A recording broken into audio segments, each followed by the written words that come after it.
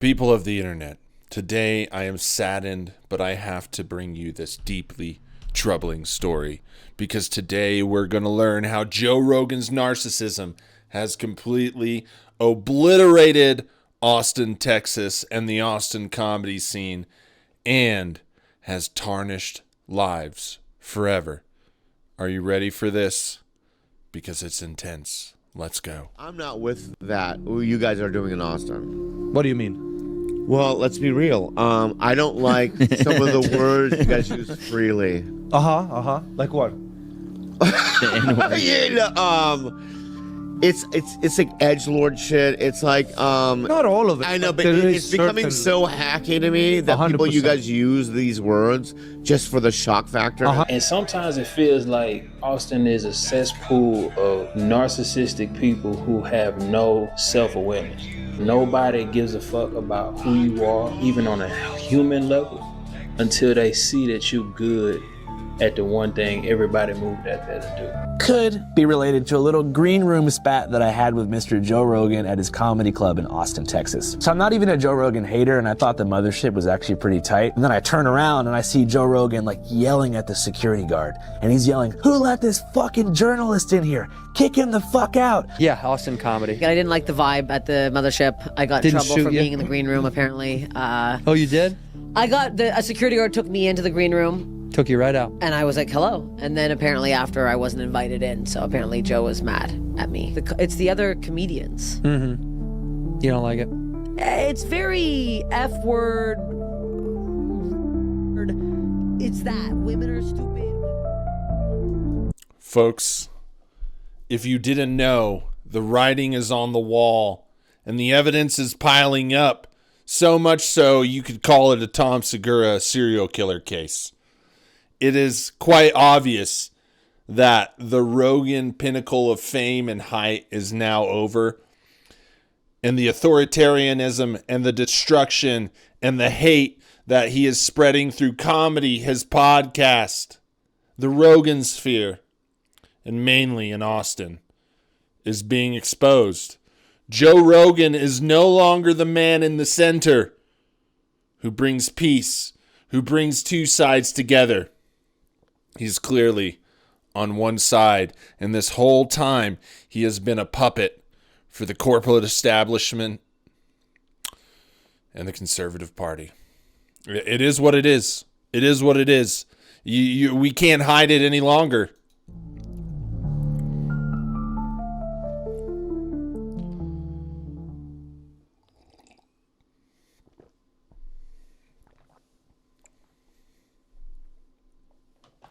The Rogan Sphere, a loose network of comedians, podcasters, fans, and venues orbiting Joe Rogan, is beginning to fracture. For over a decade, Rogan cultivated an identity of curiosity and neutrality, someone who could host scientists, fighters, conspiracy theorists, and comedians with equal interest. That brand of being politically center, or at least outside the mainstream political binary, attracted millions. But over time, cracks have formed. Rogan's audience has always skewed libertarian and contrarian, but as polarization deepened, those instincts increasingly aligned with the right. His own social media has at times gone beyond curiosity into outright provocation, as with the recent Instagram image portraying leftist media as a dog defecating into the mouths of liberals. Well, I don't watch Joe Rogan's Instagram or X or whatever this is on. But I think this is a very clear statement. I don't even, some of the Rogan sphere and those trying to get out of the Rogan sphere might be distancing themselves. But this is a clear sign that Joe Rogan is all in. And he's been all in. Despite his shady tactics, he has completely become a political puppet. And, it's sad because there's not many spaces where both sides can get together or where politics is put on the back burner and learning about humans, social concepts, whatever is more important. It just seems, and here's the case, most people take the money. And what can you say about that? Most people take the money. Even the people that pretend they wouldn't, it's just how it is. And Joe Rogan took the money. And I think he took the money from the get-go when he started out on news radio and got that first Disney deal. But I think he tried to hide it the best he could. And hell, he hid it.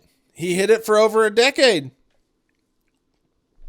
But his true colors are now showing, and I think this will be chaos. I don't know when the Rogan sphere bubble finally breaks, and I think people are going to dig themselves into trenches, and there's going to be a real comedy war. I will say it. People have been saying comedy wars, but the war has not begun. It is coming. And Rogan's not going down without a fight. To many, this is not neutrality, but antagonism. The perception of authenticity that once made Rogan so powerful is eroding, and the result is a splintering community. A lot of fucking crazy leftist women started taking Tylenol to own JFK or RFK Jr. and Trump. And a bunch of them died of liver toxicity. Because they took too much. Yeah. Have you I knew it was going to happen. A friend of full mine. of TikTok. Pregnant women just taking Tylenol, just out of spite. It's crazy. Social media discussions reflect this split. Former fans claim that Rogan no longer comes across as curious but as partisan, and that his open platform has become a vehicle for right-wing narratives. His defenders argue he is simply pushing back against excesses on the left, but either way, the cost is visible. Those who once felt included now feel alienated. And I would like to ask you guys, do you feel that right now? Just settle in for a second. Can you feel that? That's the feeling of being lied to being duped by a con man. For years, people thought Rogan was bringing people together, was some sort of voice of reason, was the man in the middle that could see both sides and find some way for them to connect. But this whole time, when you listen to that podcast, when you watched his shitty Netflix specials, this whole time you were believing in him, it was all a lie.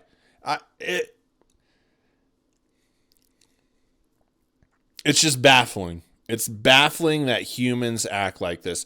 And it's baffling that humans are willing to put the corporate and government agenda over the benefit of humanity.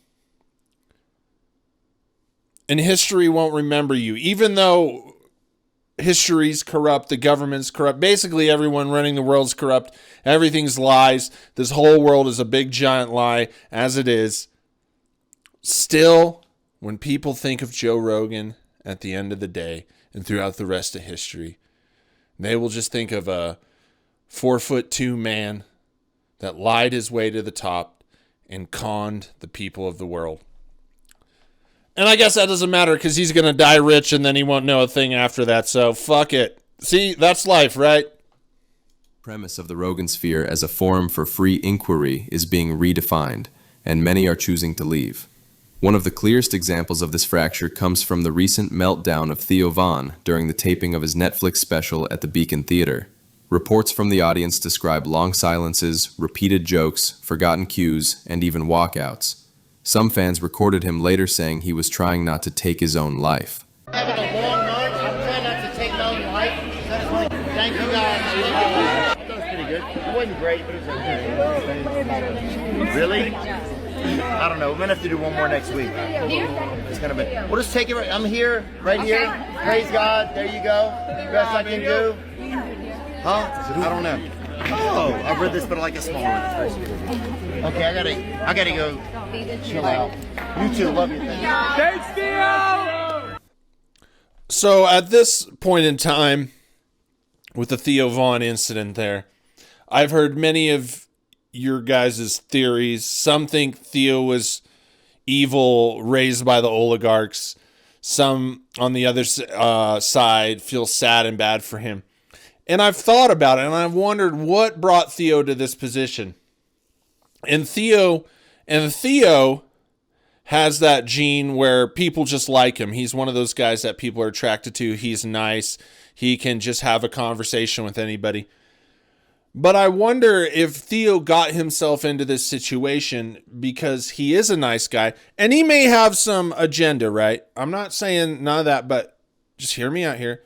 he is a nice guy that can't say no. And you say, well, why do you say that? Well, I mean, the biggest piece of evidence for that is he did a show with Brendan Schaub for way too long. And just did a show with him in the first place. And I feel like part of the reason, and I know you guys want to bring his evil agenda, and I'm just talking about one piece of the pie here, is Theo keeps getting into himself into things because he can't say no, and because the money is backing up the yes. And I think Theo is reaching a point now, because he didn't stand up for himself, that he's seeing all the harm, all that he's caused by bringing on these agendas and promoting them, and also all the harm that it's causing from the rest of the Rogan sphere doing it. And Theo just can't handle it. And I want to tell you something. He said, I'm trying my best to not take my life. And if you look at the people that always end up if you look at people like Anthony Bourdain, another guy that everybody liked, had that thing and he could go anywhere. It's always the guys that get what I think is the best thing you can get on earth, having that gene where you can get along with everybody and you're the likable guy, right? Like Shane Gillis has it. It's always those guys that actually follow through with it. So I think this is really concerning for Theo. And I know people want to make fun of him and blame him, but you don't want something bad to happen. But I think Theo is at the point where the consequences of his actions and the consequences of the actions of the Rogan sphere are becoming too much for him to handle. And he's wrong for supporting those things and promoting those agendas that divided people instead of finding common ground, or promoted all the bullshit that comes with the Rogan sphere. He has to own that. But I think it's eating him alive. The moment was widely discussed online, not just as a failed performance, but as an emblem of the dangers of being tied too closely to Rogan's ideological orbit. Vaughn has become more aligned with Rogan's universe, and to some, that association now comes with added scrutiny. When a comedian bombs while being closely identified with Rogan and right-leaning politics, the collapse feels ideological as much as personal. Whether Vaughn's problems were preparation, mental health, or external pressure, the public read them through the lens of Rogan's influence, which suggests the extent to which the Rogan sphere's credibility now bleeds into its members' fates. Theo was one of the few of your friends. He called me when I was right after we left LA. He called me one day. We just chatted. Was always super sweet to me. Oh, and I haven't on everything. I have no idea how he did that night. I've never asked you. It doesn't matter. If you have a bad night, why is that national news? And for anything, imagine.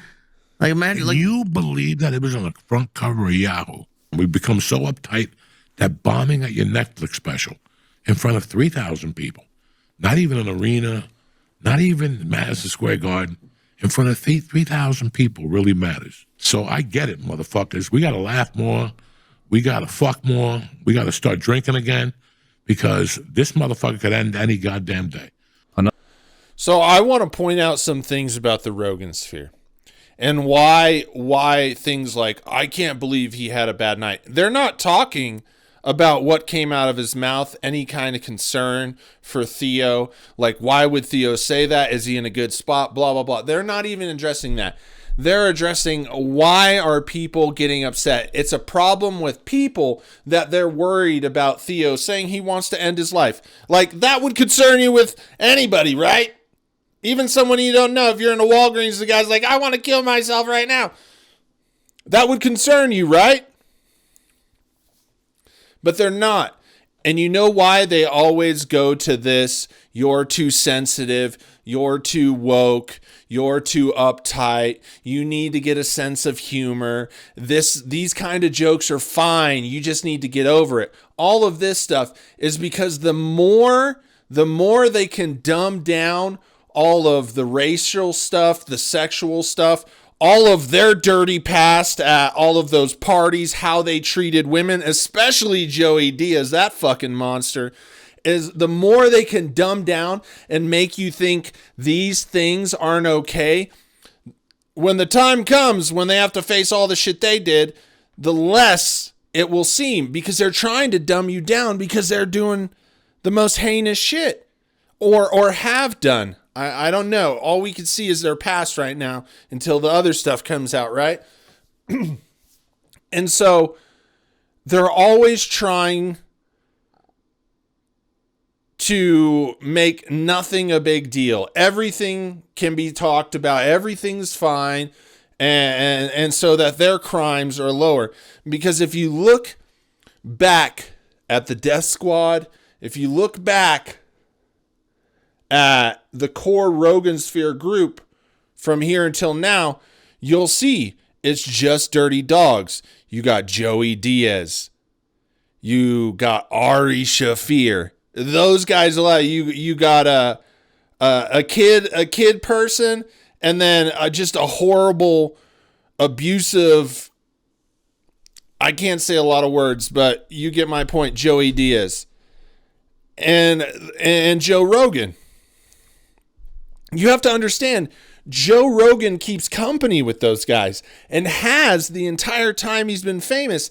And those guys have gotten even more dirty and done even more nasty shit, but Joe Rogan keeps company with them. Y'all say Joe wouldn't do this, Joe wouldn't do this. Then why is he still hanging out with those two people? And we haven't even named all of them. Those two people. And I want to point something out.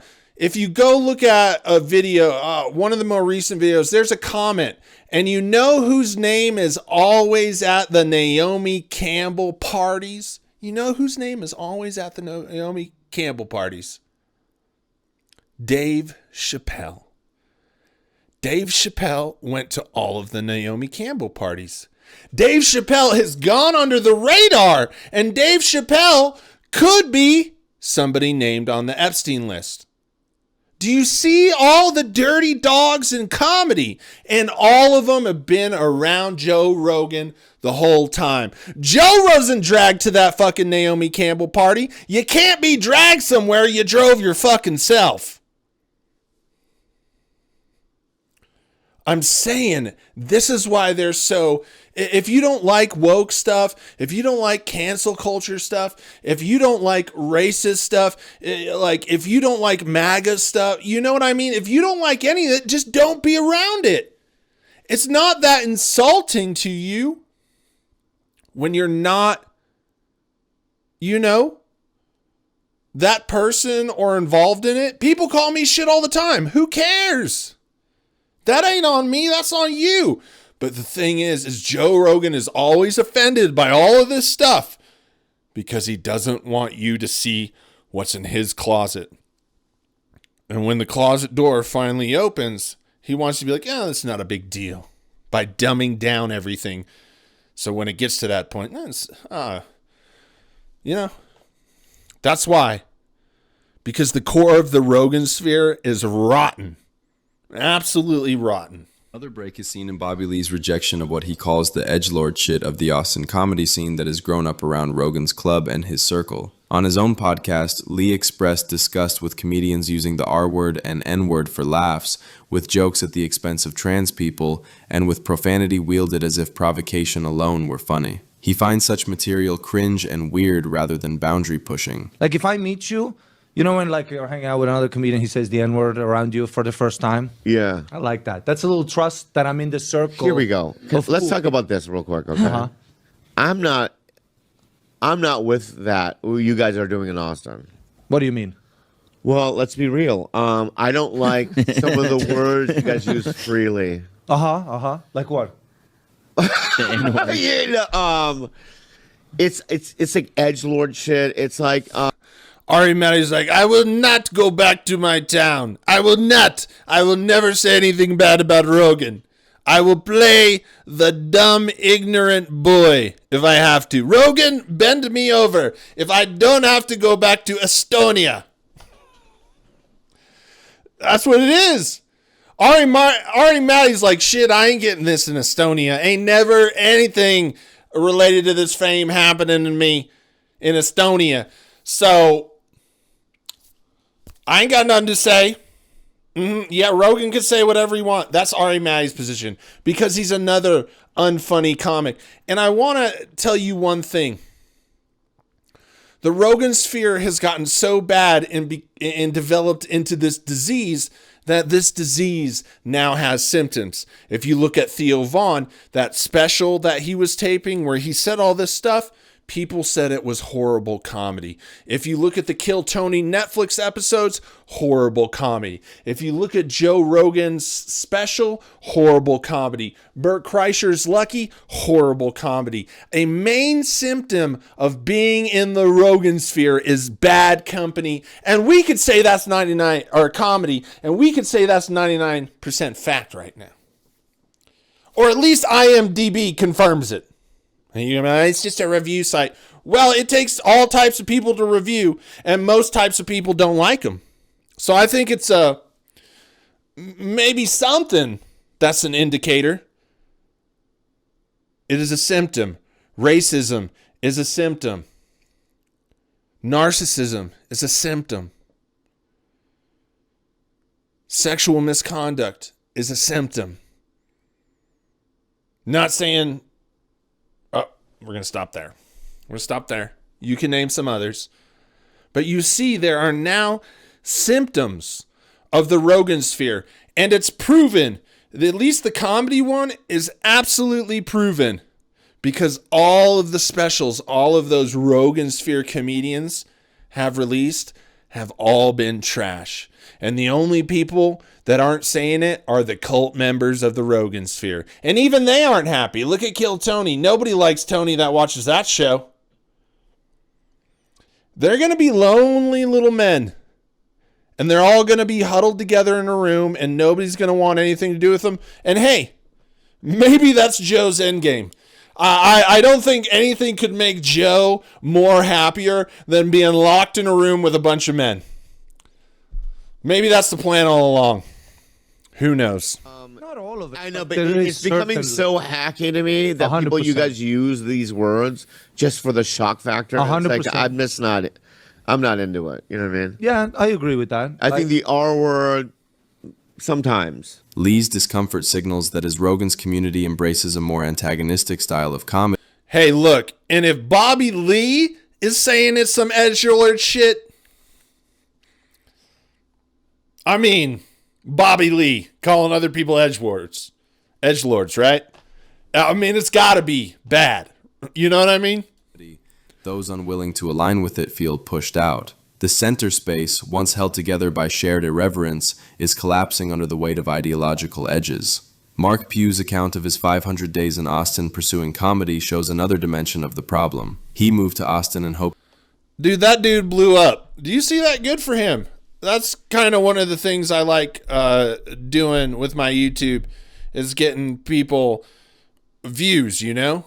A lot of industries you go into and a lot of things, there's this gatekeeping and people want to pretend, you know, oh, someone got more famous because I helped them or what. It's just how it is, right? But you should help people. I think if we help people and more people get viewed and stuff like that, it's better for everybody, right? And I'm glad this guy, because Kill Tony sure didn't do that for him. Kill Tony didn't promote him. They just did Kill Tony stuff. Now look at this guy, you know? And I found him by just searching the YouTube search page. And I think this is cool. Go follow his page. Mark Pugh. Go follow it. Of tapping into the opportunities Rogan's presence was said to create. Instead, he found a scene he described as a cesspool of narcissism, clout chasing, and gatekeeping. According to his experience, status was reserved for new comedians being groomed, performers with massive online followings, those with direct connections to Rogan's circle, or people willing to flatter semi-famous insiders. When you're in a place like Austin, you don't realize it, but you are in a sea of people trying to make it, especially in a time where people get rich and famous off of the most minute things the lowest form of effort. And sometimes it feels like Austin is a cesspool of narcissistic people who have no self-awareness. It's weird to go into a place where nobody gives a fuck about who you are, even on a human level, until they see that you good at the one thing everybody moved out there to do. That's weird. It's weird as hell. There's a lot of weirdo shit that went down in Austin in the comedy scene. I'll explain a little bit later. There was a whole lot of gatekeeping on how to get to certain things. When it came time for... You know, you could go look back. I did 2 videos on it, but there was a guy documenting what it was like in the Austin comedy scene, and I reacted to those videos. And it would literally show him from like the beginning of his day, like getting everything ready, writing jokes, to whatchamacallit, going on stage, waiting in the green room stuff. And he would always walk by Rogan's club and like talk to people, and then he stopped making them. And in his last video, there was another comedian that absolutely was a dick and treated him horrible. And I noticed some of the competitiveness of the club, and it just kind of didn't shine the best light on the Austin comedy scene. And I wondered if that's why it is, because that was like 6-7 months ago. And now from this time to now, you see this guy coming out, and you just see these fissures in the Austin comedy scene, and everyone's starting to be divided, and it's crumbling. And I just don't get it. I mean, it's dog eat dog, man. It's Darwinism at its finest, survival of the fittest, right? And I guess no matter how compassionate or how much passion we see for an art, entertainment, whatever your passion is, thriving, we can't help but compete. And the hardest thing to do in humanity is to lift each other up. That's the hardest thing for humans to do, is to lift each other up. Well, there's a lot of talk about it, but the actions don't match. Like life-changing opportunities, that information was rarely being given. I'm not the networking type of dude. I do the one thing I've always been doing since I started, which was get on stage and put everything on stage, because that's what we're here for. That's what I was understanding.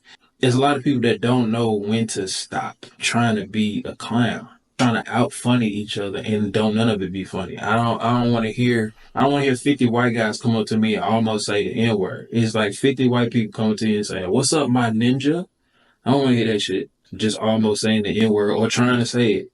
Let's talk about something else. His story resonates because it captures the dissonance between Rogan's public rhetoric of openness and meritocracy and the reality of an insular, gate-kept scene dominated by cliques. Others have experienced exclusion more directly. Dr. Rabbit, a fan-favorite comedian from Kill Tony, was reportedly kicked out of the green room at Rogan's mothership, something that hurt her deeply. Steph Tolev faced similar treatment. The green room is not just a backstage area, but a symbol of belonging. Being removed signals rejection from the inner circle, and for performers who believed in the Rogan sphere as a community, that rejection is devastating. Did you do Kill Tony? No. No. You didn't like it down there? You see the adjusting of the sock? You can be candid. Who cares? No, I didn't like it. I didn't like the vibe at the mothership. I got in trouble for being in the green room, apparently. Oh, you did? A security guard took me into the green room. Took you right out. And I was like, hello. And then apparently after I wasn't invited in. So apparently Joe was mad at me. That you were there? That I was in the green room. But he knows who you are. You've met before? No, he doesn't. Oh, I you met never him that day. I got up. I go, hello, how are you? Great club. And then apparently I was ousted the next day. Wow. What do you think I don't like the vibe there. I don't know. I mean, also I'm like, he could have just been like, get the fuck out. I've been like, your club. Yeah, your club, your rules. That's right. Yeah, but it wasn't that. It was the vibe of the. I did it again last year. It's the other comedians. Mm-hmm. You don't like it? It's very F word, retard. It's that women are stupid, women are unfunny, women are. I haven't disagreed with one thing you've said so far. It was very misogynistic and homophobic, and I didn't like the vibe. The case of Andrew. You know, it's crazy because Andrew Santino literally went on Joe Rogan's podcast the next week. And I mean, everybody played that clip in the comedy, commentary world. That clip went around. I'm sure comedians saw that clip. And how did Andrew Santino navigate that? Because obviously Andrew Santino is, maybe he's kind of similar. He's just better at hiding it. I don't know. Andrew Santino, never really liked the guy.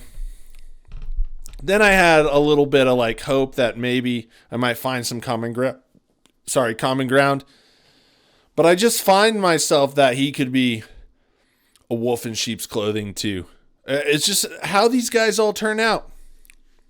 Don't nobody turn out the way they preach or claim.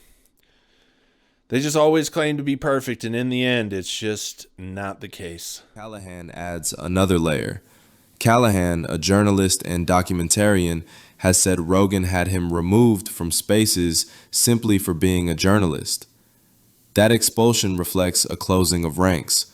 Rogan built his brand on curiosity and exposure to different perspectives, but here he is perceived as shutting out scrutiny.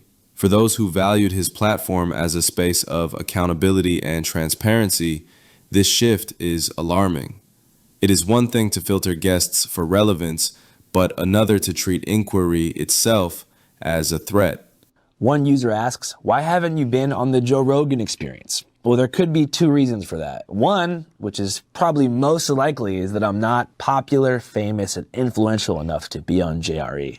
Two, could be related to a little green room spat that I had with Mr. Joe Rogan at his comedy club in Austin, Texas. I was in Austin doing a couple different podcasts. The first podcast was Lex Friedman, and then the following day after that, I did the Matt and Shane Secret podcast. Have you seen Lex Friedman, that he's never gone to MIT, that he just had some kind of like short teaching stint there, and the whole MIT thing, Lex Friedman is like everything. There's a big documentary how Lex Friedman is Lex Fraudman, and the whole thing's a grift. And guess where he came from? The Rogan sphere made him popular. Do you see that everything tied to the Rogan sphere involves a con? It all involves a con. And why isn't Andrew on? Sure, you could say the green room thing, but Joe Rogan can't have Andrew there. Andrew and Joe in a room, Andrew would call bullshit within 3 hours, just like Joe Rogan. You can't hide who you are in 3 hours. That's why Andrew won't be on, because Joe Rogan's scared. Joe Rogan's scared that he'll get revealed for who he really is. And unfortunately, Matt was out of town, but the homie Lemaire Lee, shout out to my boy, was there replacing Matt for that day. So that night after the podcast, Shane had a set at the Mothership Comedy Club.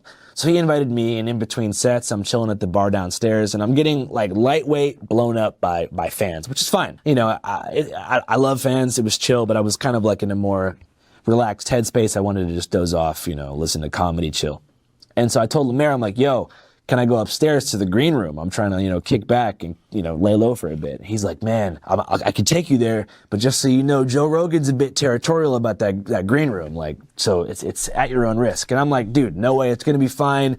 Joe Rogan's reacted to like 7 of my videos because Jamie always plays them. So I'm like, it's going to be chill. So me and Lemaire take the elevator up to the secret green room at the Mothership.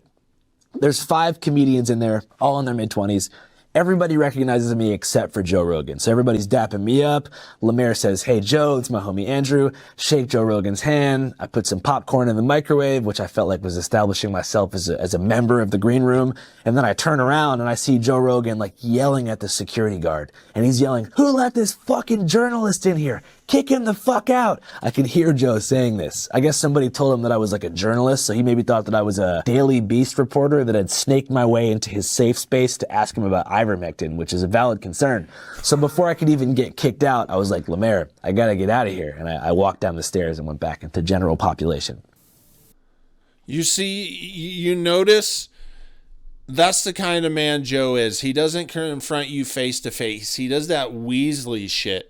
Joe Rogan shook Andrew's hand, looked him in the eye, and couldn't say, who the fuck are you? Get out of the green room. He had to go and scream at the fucking guy just trying to make a paycheck. Well, it's probably pretty good working on Joe Rogan's club.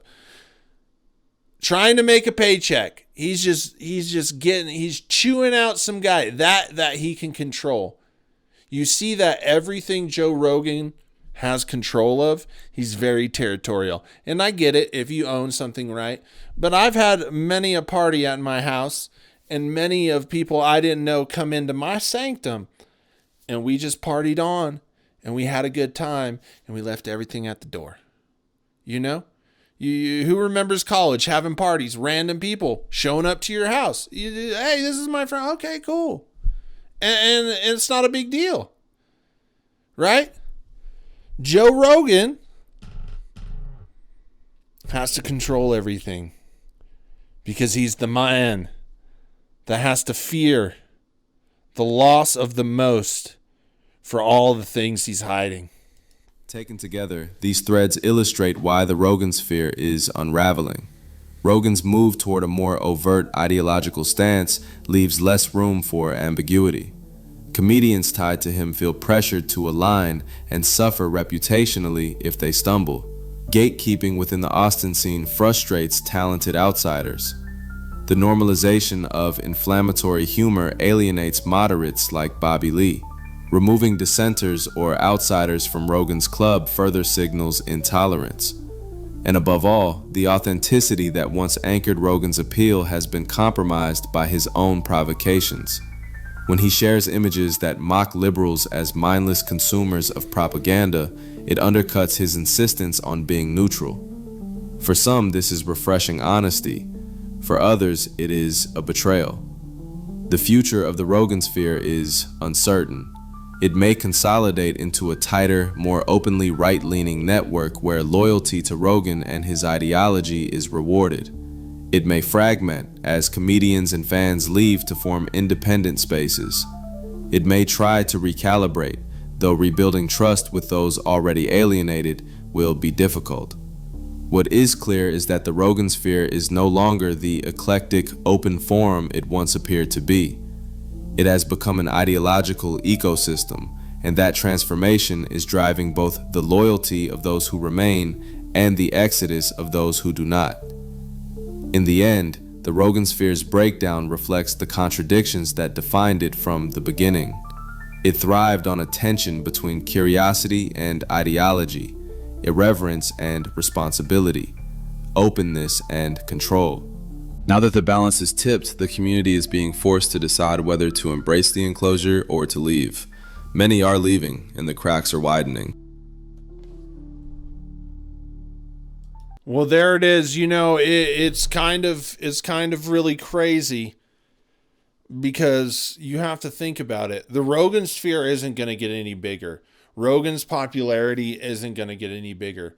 He's peaked out. He's maxed. He's in a free fall. He's freaking out. He's getting territorial, controlling everything, propaganda, all of it.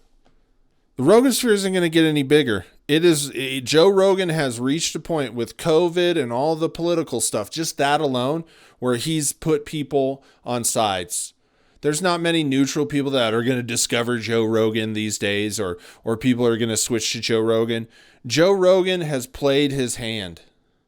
And that's it for him. And he could sit there, you know, with a couple million people and do just fine, right? But you're never going to see Joe Rogan get any bigger. You're only going to see him get smaller from now on. That is what happens when you act like a fucking dickbag and you try to sell people on the shit you sold out for. I don't know what the Rogan sphere or where it's going to go with Joe Rogan, but I wouldn't be surprised if there wasn't a Netflix episode about Joe Rogan in the Rogan sphere. You know, that kind of promotes the same things of Jimmy Savile,